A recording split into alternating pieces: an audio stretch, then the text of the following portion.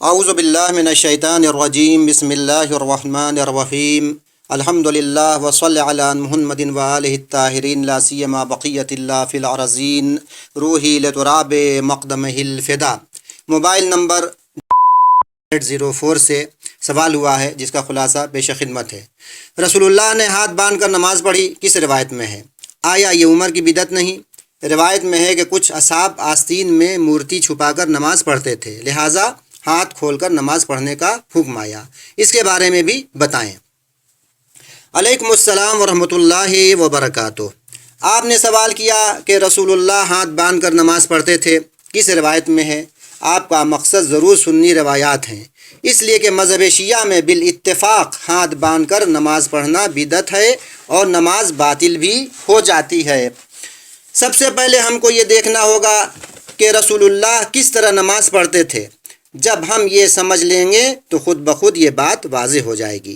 سنی بھائیوں کی معتبر کتابوں میں بے شمار حدیثیں ہیں جس سے ثابت ہوتا ہے کہ رسول گرامی ہاتھ کھول کر نماز پڑھتے تھے۔ اہل سنت کی دلیل بعض حدیثیں ہیں، ان میں سے چند حدیث کی طرف اشارہ کرتا ہوں اور ان کا مختصر جواب بھی۔ ان کی دو معتبر کتاب میں حدیث ہے، اس کا صرف خلاصہ نظر سامعین کر رہا ہوں۔ صحیح مسلم جلد 4 صفحہ 115 باب داہنے ہاتھ کو بائیں ہاتھ پر رکھنا، اور صحیح سنن ابی داود جلد 1 صفحہ 115 باب رفع الیدین میں یہ حدیث ہے، ملاحظہ فرمائیں۔ راوی کہتا ہے جب پیغمبر نماز پڑھنا چاہتے تھے تو اپنے ہاتھوں کو بلند کیا اور تکبیر کہی، پھر اپنے ہاتھوں کو کپڑے سے ڈھک لیا، یعنی اس کے اندر کر لیا، اس کے بعد داہنے ہاتھ کو بائیں ہاتھ پر رکھ لیا۔ آپ حضرات توجہ فرمائیں، جب ہاتھوں کو کپڑے میں چھپا لیا تو کیسے پتہ چلے گا کہ داہنے ہاتھ کو بائیں ہاتھ پر رکھا؟ ہاتھ کھول کر نماز پڑھی یا ہاتھ باندھ کر؟ اگر کوئی کہے نازک و ہلکا کپڑا تھا، ہاتھ نظر آ گئے، تو اس کا جواب یہ ہے کہ اس وقت مشینیں نہیں تھیں، زیادہ تر موٹے کپڑے ہوتے تھے۔ آپ خود تحقیق کر لیں، آپ حضرات کو اس کا علم ہو جائے گا۔ دوسرا یہ کہ سند کے لحاظ سے یہ حدیث مرسلہ ہے، یعنی درمیان میں سند کا ذکر ہی نہیں، راویوں کے نام نہیں، سند کا سلسلہ پیغمبر تک نہیں پہنچتا، لہٰذا اس حدیث کو بطور دلیل نہیں پیش کیا جا سکتا۔ سنن ترمذی جلد 2 صفحہ 102 104 106 باب ما جاء فی وصف الصلاۃ میں تفصیلی روایت ہے، اس میں ہے کہ رسول خدا سے ایک شخص نے کہا ہم سے غلطی ہوتی ہے، لہٰذا ہم کو نماز کی تعلیم دیجیے، یعنی سکھائیے۔ تو پیغمبر نے وضو سے لے کر سلام پڑھنے تک کا طریقہ عمل کروا کے بتایا۔ یہ کام 2 سے 3 مرتبہ ہوا، یعنی 2 یا 3 مرتبہ نماز پڑھوائی۔ اس روایت کا ذکر صحیح بخاری جلد 1 صفحہ 261 باب وجوب قراءت امام و معموم میں بھی ہے۔ قابل غور بات یہ ہے کہ رسول تعلیم دے رہے تھے، سکھا رہے تھے، وہ بھی نماز پڑھوا کر۔ ساری باتیں رسول اللہ نے بتائیں لیکن ہاتھ باندھنا نہیں بتایا، اس کی طرف کوئی اشارہ بھی نہیں کیا۔ لہٰذا اگر ہاتھ باندھ کر نماز پڑھنا چاہیے تو رسول خدا ضرور بتاتے۔ ایک بات اور ہے جس پر توجہ ضروری ہے، آپ حضرات ملاحظہ فرمائیں، اس پہ غور کریں۔ جب رسول گرامی نماز پڑھنے کے لیے کھڑے ہوتے تھے تو اپنے تمام اعضائے بدن کو حالت اعتدال میں اپنی جگہ رکھتے تھے۔ ہاتھ کھلا رہنا اعتدال ہے، اصلی حالت ہے، ہاتھ باندھنا خلاف اعتدال ہے، لہٰذا ثابت ہوتا ہے کہ رسول خدا ہاتھ باندھ کر نماز نہیں پڑھتے تھے۔ صحیح مسلم جلد 2 صفحہ 115 باب داہنے ہاتھ کو بائیں ہاتھ پر رکھنا، اور صحیح بخاری جلد 1 صفحہ 353 باب داہنے کو بائیں پر رکھنا میں یہ روایت ہے جو ابھی پڑھ رہا ہوں۔ راوی نے کہا کان الناس یؤمرون ان یضع الرجل الید الیمنی علی ذراعہ الیسری فی الصلاۃ۔ ابو حازم نے سہل ابن سعد سے نقل کیا ہے کہ لوگوں کو حکم دیا گیا تھا کہ مرد، عورت نہیں، نماز میں اپنے داہنے ہاتھ کو بائیں ہاتھ کی کہنی سے لے کر درمیانی انگلی کے سرے تک کے حصے پر رکھے۔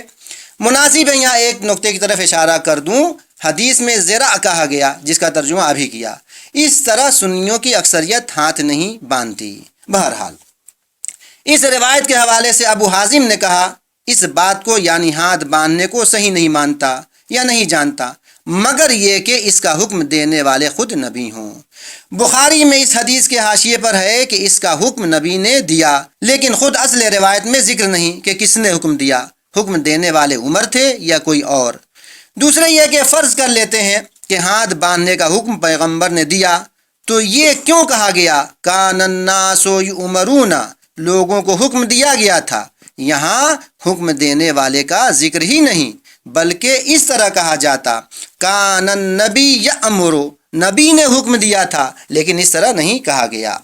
تیسرے یہ کہ بخاری کی شرح کرنے والے عینی نے اس روایت کو مرسل بتایا ہے، مرسل کا مطلب بیان کر دیا۔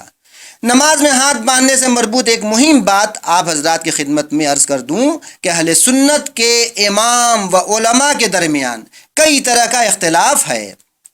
ایک اختلاف یہ ہے کہ بعض کہتے ہیں نافلہ یعنی مستحبی نماز میں ہاتھ باندھنا مستحب ہے اور واجبی میں کھولنا۔ مالکی نے مستحب نہ ہونے کا فتویٰ دیا ہے۔ دوسرا اختلاف کس طرح ہاتھ باندھیں اس میں ہے، کوئی کہتا ہے سینے پر رکھ کر باندھیں، کوئی کہتا ہے سینے و ناف کے درمیان، یہ شافعی کا نظریہ ہے، کوئی کہتا ہے ناف کے اوپر تو کوئی کہتا ہے زیر ناف، یہ حنبلی کا فتویٰ ہے، کوئی کہتا ہے اختیار ہے ہاتھ باندھیں یا نہ باندھیں، کسی کو ترجیح نہیں دی جا سکتی۔ ان باتوں کو صحیح مسلم جلد 2 صفحہ 114 اور صفحہ 115 پر دیکھ لیں اسی بحث میں۔ اس مسئلے میں تو مالکی اہل سنت کے تمام مذاہب سے جدا ہو گئے۔ انہوں نے کہا ہے ہاتھ کھول کر نماز پڑھنا مستحب ہے، توجہ فرمائیں، مالکی نے کہا ہے ہاتھ کھول کر نماز پڑھنا مستحب ہے، اور اکثر اصحاب کا رجحان اسی نظریے کی طرف ہے۔ صحیح بخاری جلد 1 صفحہ 353 اسی بحث میں حدیث کی شرح میں آپ لوگ اس بات کو دیکھ سکتے ہیں۔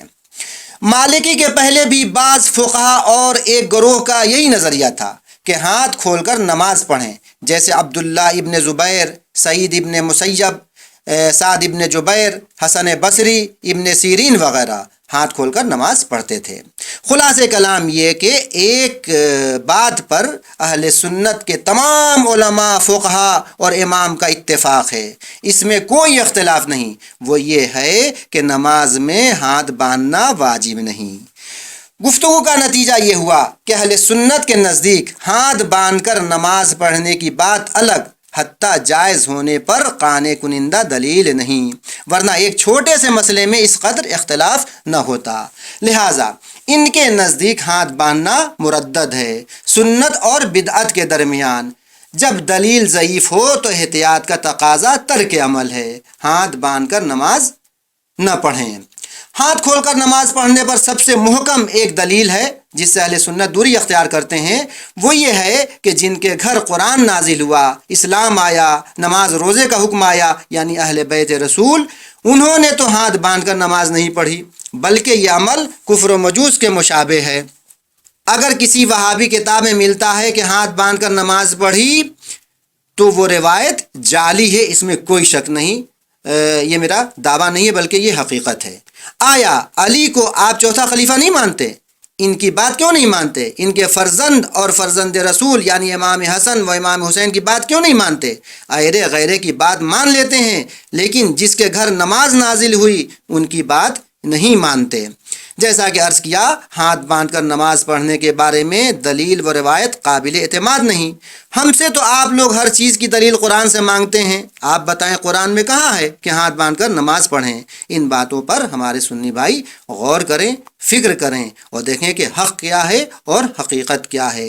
اگر زندگی رہی اور توفیق رہی تو جواب کا دوسرا حصہ انشاءاللہ بعد میں عرض کروں گا۔ والسلام علیکم ورحمۃ اللہ وبرکاتہ۔ سید شمشاد علی کٹوکھری، خادم ادارے دارالعطرت، عظیم آباد، پٹنہ، شعبہ سوالات، قم، ایران۔